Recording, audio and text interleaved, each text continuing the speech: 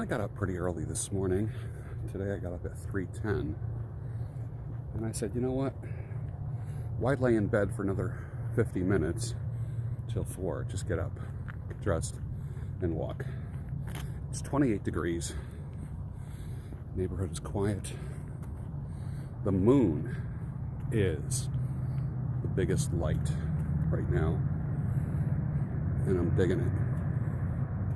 There's a train. You can hear the train.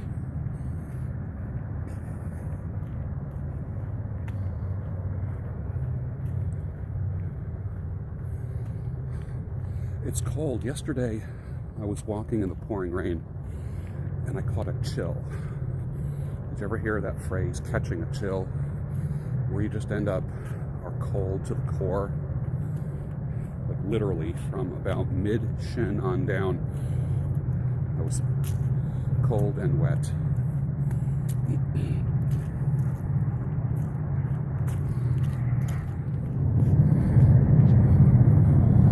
Partly cloudy sky. The moon is out. I don't know if it's quite a full moon. It looks pretty full to me. Halloween 2020. 2020 has been Halloween. The whole year has been one big Halloween.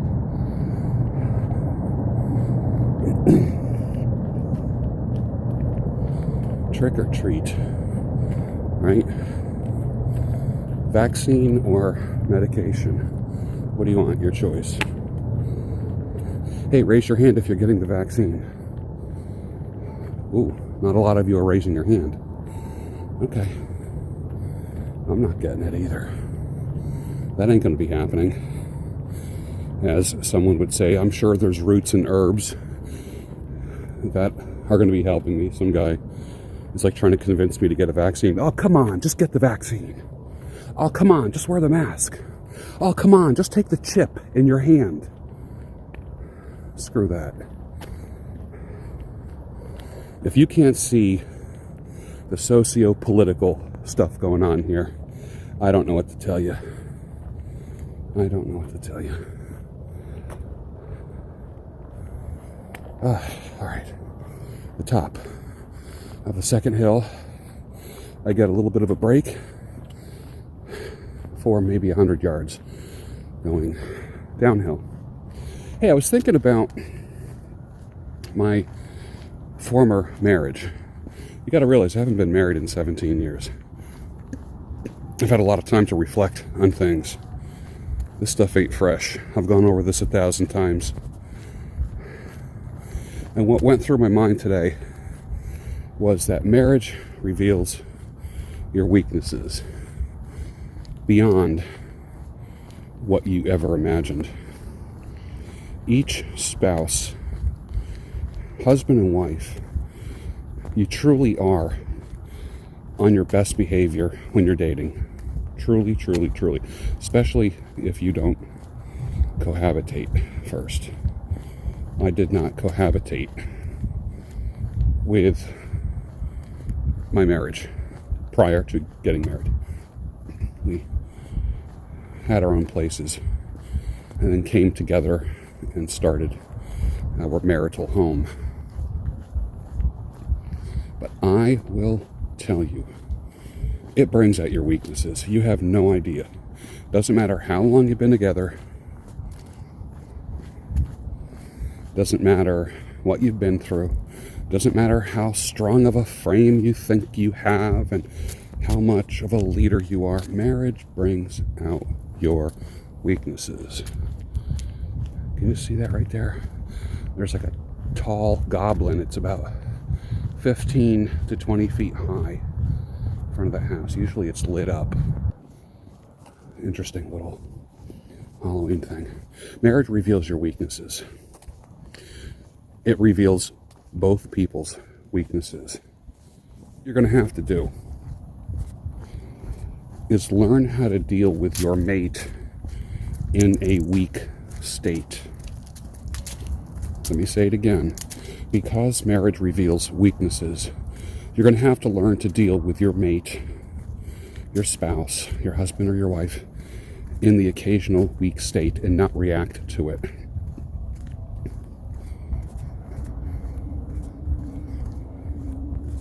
Sometimes not acting is enough. I'm at the tail end of my morning walk.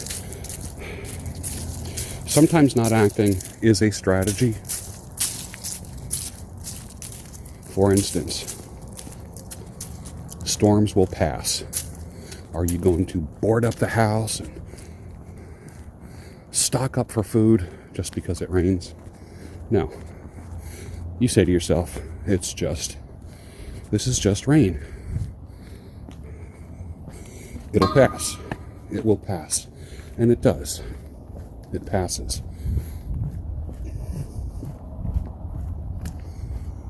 And most storms, the nature of storms is that they pass.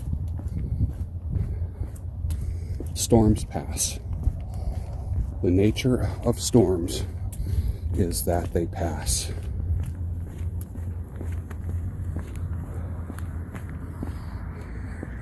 And if you don't react foolishly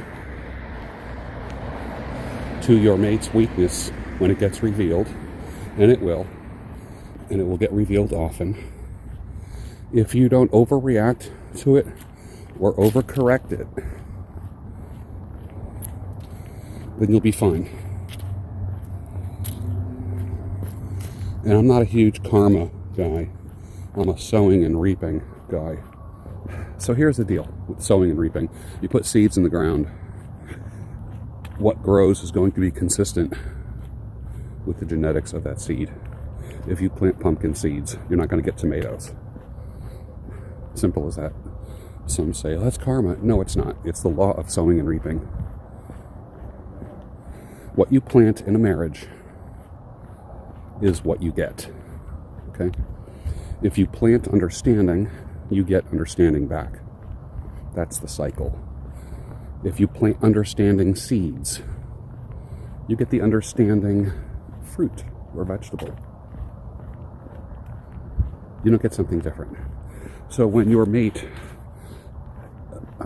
displays their weakness, when that weakness emerges, how are you going to react to it? Are you going to panic? Are you going to say stupid things? Are you going to threaten divorce? Are you going to say, this marriage is over? What are you going to do when that weakness appears? Sometimes the weakness shows up for a long time and doesn't seem solvable. A beautiful thing that you can do would be like, honey, how can I help you get through this? What can I do to help you get through this? All right? If you might have a solution, that's cool. If not, you might just want to give reassurance and say, I'm here for you. That's it. Sometimes the best thing you can say to your spouse is, I'm here for you. That's powerful. That's very powerful. I'm here for you. And then you let them go through what they have to go through. It's definitely harder if you married somebody who was married before and is dealing with children from another person and maybe an ex-spouse. That's why the first year is so important. That's why I'm not a huge fan of marrying anyone who has children. Not a fan of it, because you are exposing your new spouse to your ex. And if you think your ex made trouble before, wait till you get married. You have no idea. They will do everything they can to manipulate, to hurt, to harm, and to wreck your marriage. Everything. So that's why you keep dates private. You don't put out stuff on social media. A lot of times, exes who are desperate will create chaos and fake emergencies on your wedding day or the day before, just to mess you up. Just because they can.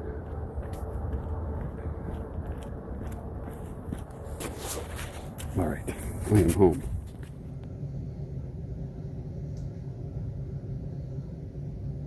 Good morning, Bats.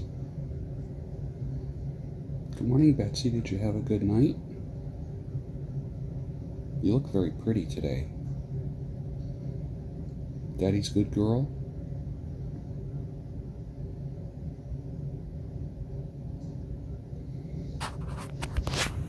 Daddy's good girl?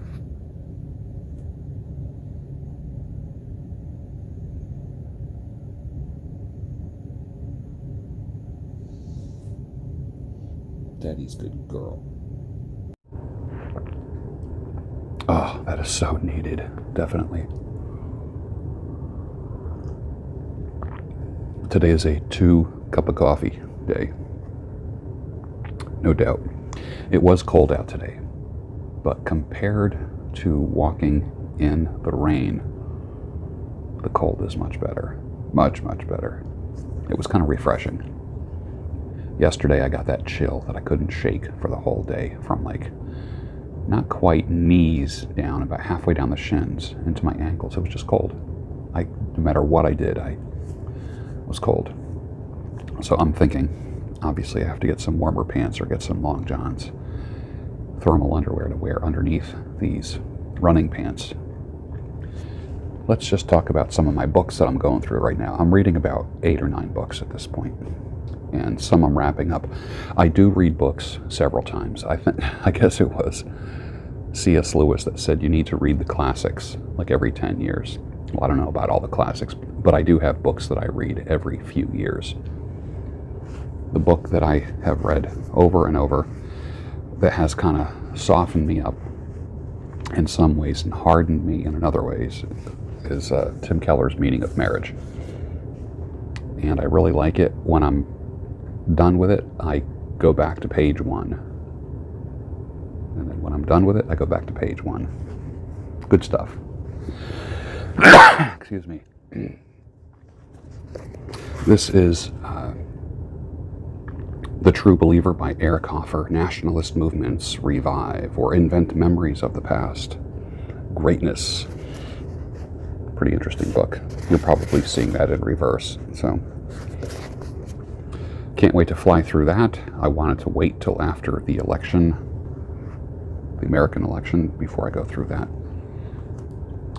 This book I've been through several times, and I probably will read it till it falls apart. Bold and Determined, Volume 4. I don't even think it's available anymore. Probably Victor Pride's best book, in my opinion. That's just my opinion. The Way of Men by Jack Donovan.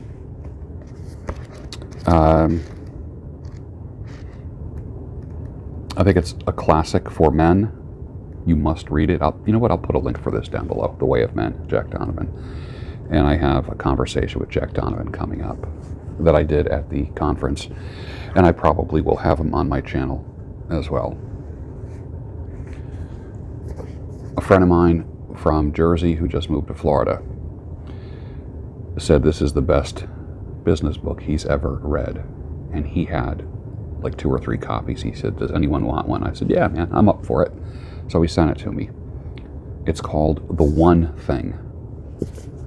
Small book. The One Thing. The surprisingly simple truth behind extraordinary results. It looks like a easy read, but I'm going to knock this out over a weekend. This is not something I want to milk, so to speak, and drag on.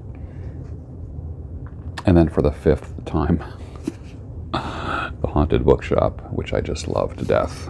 And on the 5th time, this is so funny. Hold on, let me just mark this.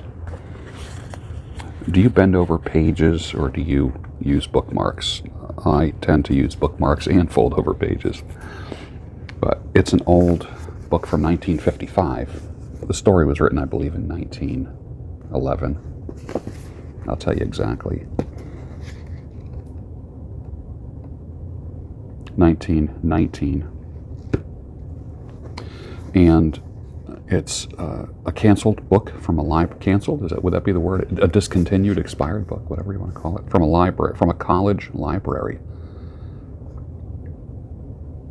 printed in 1955. But when I get these discontinued books from libraries, I love it when they still have the pocket in the back and the library card, the card catalog number and all that stuff. And it came in here, and I really like that. But here's the trippy thing. This book never got read. Or maybe it did, and then this is a new card. But when I bought it many years ago, it was in perfect shape. And I doubt it didn't even look like it was read. I mean, the binding, I had to kind of like break in the binding.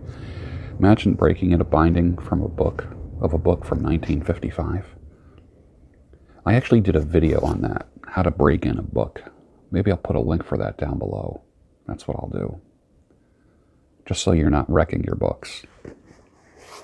Definitely. Hey, let's get back to that topic of marriage exposes your weakness.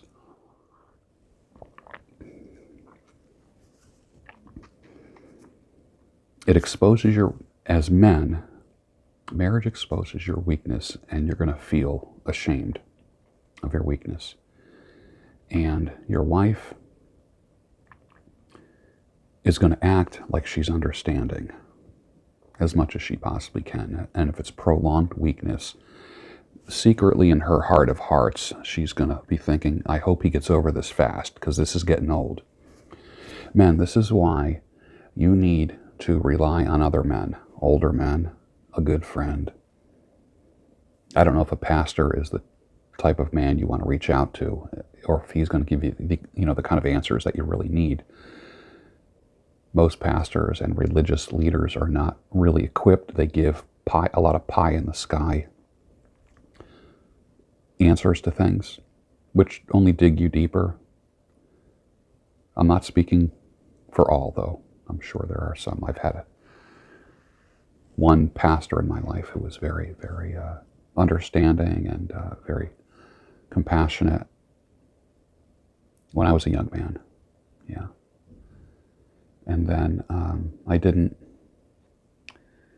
I lost track of him, and then he became president of a graduate school and became an academic, and that was pretty cool.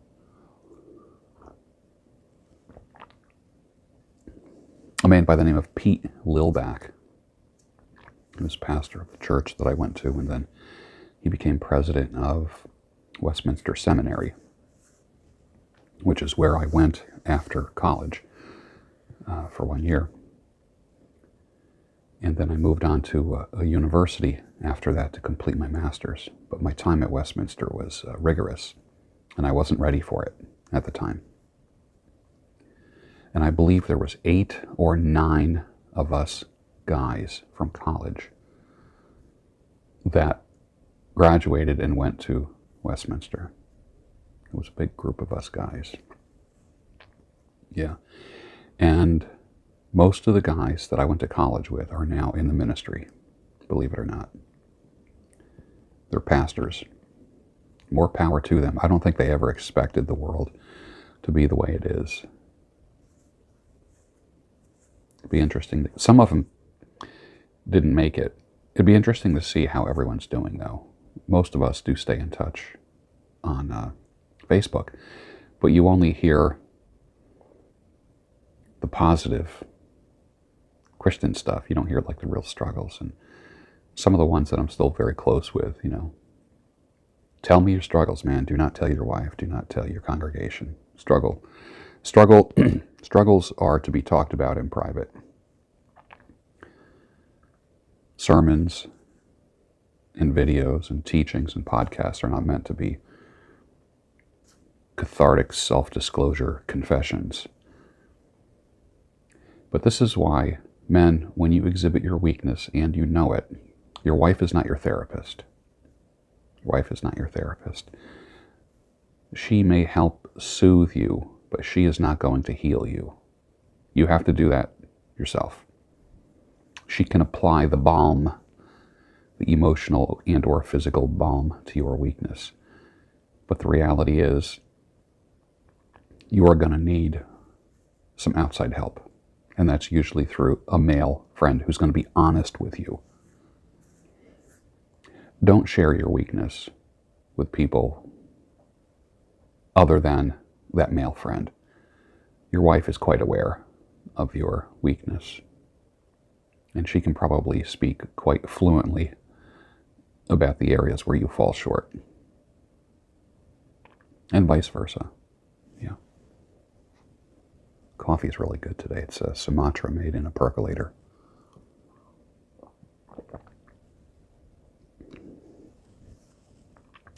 Share your stuff with a trusted friend or a brother who won't use it against you in the future. Use that information. Their lips have to be sealed. If they throw anything back in your face, you are to never talk to them again about anything personal. You hear me? Why do you keep going back to people who abuse the privilege of friendship or self-disclosure or confession? Yeah. Yesterday I took the garden hoses off. I disconnected them, drained the spigot, opened them up, covered them up with an insulative foam container, turned off the spigots on the inside because this past night was the first night of a frost. I took all my herbs, I cut all my herbs down to the ground, put them in the dehydrator yesterday along with shiitake mushrooms, and I dried them. I will put each bunch of herbs, basil, thyme, parsley, and mint leaves. I will put each one of them into a jar or a Ziploc and label it, and those will be my dried herbs for the winter. They will last me till next summer. And I have a lot of herbs. The ones I didn't pick are rosemary. Rosemary usually makes it through the winter quite well. Thyme makes it through the winter quite well. I do like dried thyme because of the concentrated flavor that it has. Someone actually said to me, put some dried thyme in my coffee, a tiny bit. So what I might try is take some of the dried thyme leaves, put them in my little coffee grinder, the electric one, that sounds like a little mini blender, and reduce them to powder, and just take a little pinch and put it in my coffee and mix it up and see. When that person said that, it made me think, I'm just trying to picture what that taste would be, and I can't pair it in my mind. Do you pair food? Do you pair wines and coffee and tea and that kind of stuff? One of the simple pleasures of life is pairing. This is the time of year that I want red wine. I want a glass of red wine. And there's nights where I can just have a plate of some Italian meats, some cheeses, maybe some roasted red peppers, capers, olives. If I'm daring, I don't eat white bread much anymore. Maybe a cracker or a piece of crusty bread and a glass of red wine. Oh my gosh, and that could be dinner for me. Yeah. What are you doing this weekend? I got up pretty early, did my walk, came back. It's 10 after 5 right now. I'm just going to start reading. Probably read till about 7. And then get up and go upstairs and start my day. What are you doing? Put it down below. I'd like to see what you're doing this weekend. Is this a study weekend? Is it a work weekend? Are you just relaxing? If you are in the States, are you doing anything for Halloween? Going to a Halloween party? Are you giving out treats at the front door for kids? What are you doing? I'd like to hear about it. Hey, have a good Saturday. I've got some good conversations coming out this weekend as well. I think I have one with Elliot Hulse coming out and Michael Foster. Michael Foster is my dude. Up-and-coming scholar, pastor, father of, what's he have, 7 or 8 kids? I forget. Good guy. Inspirational for a young man. Challenges me intellectually. And I consider him to be like my find You know, like when you're panning for gold and you find a gold nugget, you know, after sifting through the dirt. It's kind of like what I feel about Michael Foster. I feel like he was that nugget of gold amongst all the dirt that I was sifting through. I think you'll like him. All right, finish your coffee. Talk to you later.